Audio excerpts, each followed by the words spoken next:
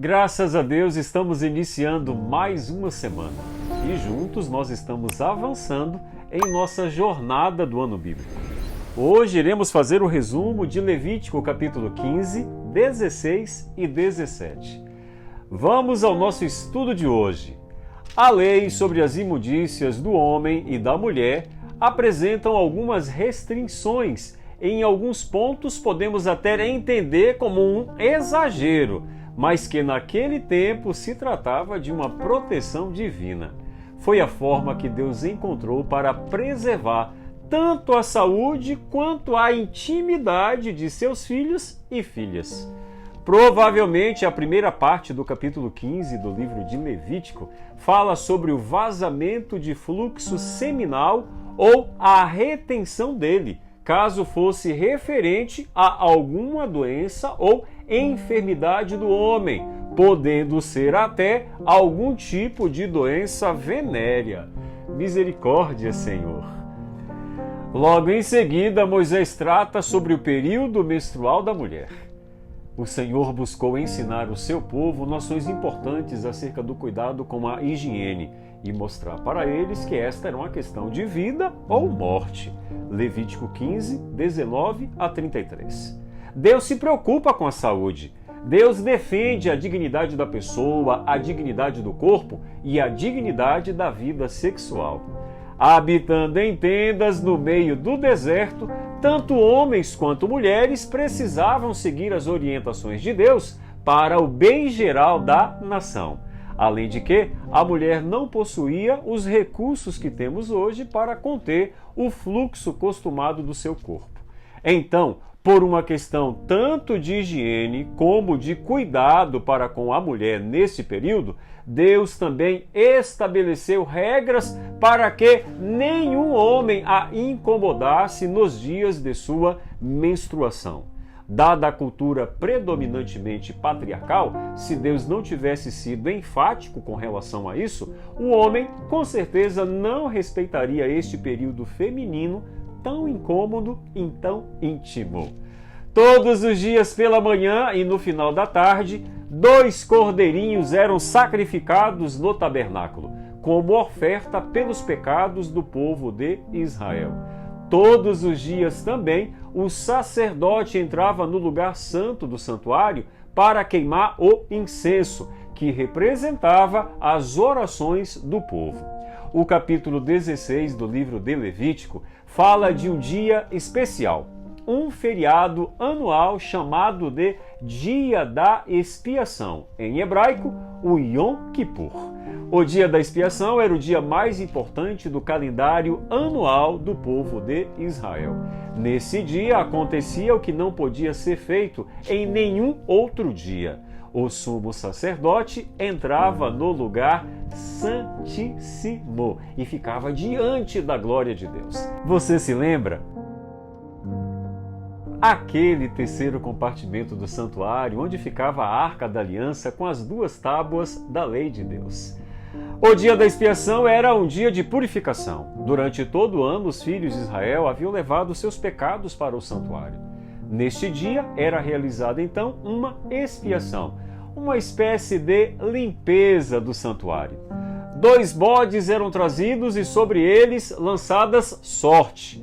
Um seria o bode expiatório, ou seja, o bode da purificação. Sobre este bode não seria lançado culpa, mas sem culpa alguma seria morto, e seu sangue era aspargido no lugar santíssimo, representando assim Jesus Cristo, o inocente que se ofereceu em sacrifício por cada um de nós, quando Jesus morreu na cruz do Calvário. Já o bode emissário ou Azazel, cujo significado é demônio do deserto, eram lançadas todas as iniquidades do povo e levado para fora do arraial em lugar distante, e lá era solto vivo no deserto. Ou seja, o demônio é que merecia receber toda a culpa, lançado vivo no deserto à sua própria sorte. É praticamente uma ilustração apocalíptica do grande conflito. Arão, o sumo sacerdote de Israel, tinha que passar horas se preparando para poder se encontrar com Deus. Mas eu e você podemos nos aproximar de Deus a qualquer momento. Que privilégio, não é verdade? No dia da expiação, o sumo sacerdote entrava no Santo dos Santos carregando um incensário e a fumaça protegia da arca da aliança e da presença de Deus. O incensário era um prato ou tigela rasa e era pendurado com correntes ou com pinças. Dentro dessa tigela colocava-se então incenso, uma combinação de especiarias com cheiro adocicado e as brasas do altar. Levítico 16, verso 12.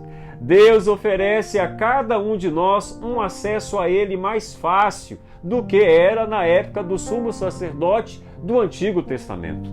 Mas ainda assim, nunca devemos nos esquecer de que Deus é um Deus santo, nem deixar que este privilégio nos leve a nos aproximarmos de Deus de qualquer maneira ou de qualquer forma.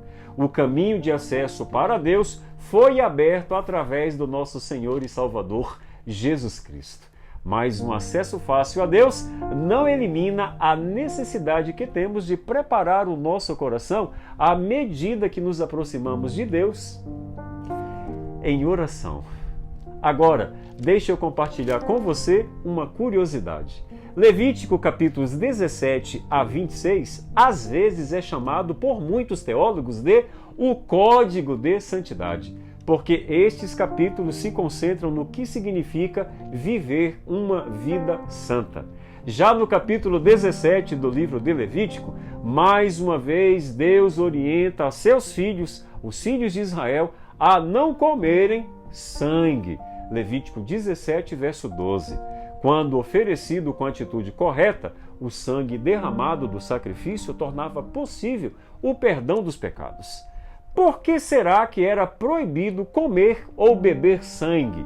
A proibição de ingerir sangue pode ser rastreada ao longo de todo o caminho até chegarmos em Gênesis capítulo 9, verso 4, que diz o seguinte: mas não comereis carne com sangue, pois sangue é vida. Foi Deus quem proibiu a ingestão de sangue e proibiu por diversas razões. Primeiro, desencorajar práticas pagãs. A nação de Israel devia ser separada e distinta das demais nações estrangeiras que estavam ao seu redor. Ingerir sangue era uma prática pagã comum. Segundo, preservar o simbolismo do sacrifício. O sangue simbolizava a vida do animal que era morto no lugar do pecador.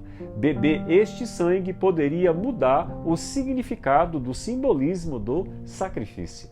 Terceiro, proteger as pessoas de infecções, pois muitas doenças mortais são transmitidas através do sangue.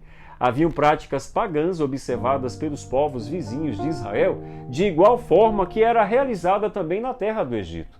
Uma delas era o sacrifício aos deuses pagãos. Deus orientou seu povo para abster-se de tais práticas, pois elas, na verdade, não passavam de culto a demônios. Misericórdia, Senhor! Ou seja, só o Senhor Deus é digno de toda adoração. Só o Senhor Deus, e não há outro Deus além dele. Fora disso, a adoração pode ser uma adoração adulterada.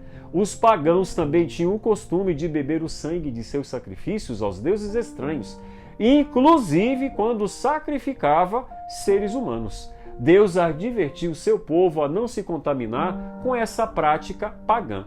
O derramamento de sangue no santuário prefigurava o sacrifício de Jesus, que derramaria o seu sangue para o perdão de todos os nossos pecados. Saiba, meu irmão e minha irmã, que a idolatria afasta o povo de Deus. Por consequência, coloca o povo de Deus no terreno do inimigo. Não era apenas uma proibição quanto ao consumo de sangue de animais, mas uma questão que afetava o relacionamento entre o povo e Deus e que faria a identidade de um povo escolhido para ser santo. Eu espero que você tenha gostado do resumo da nossa jornada do ano bíblico de hoje. Tenha uma semana abençoada!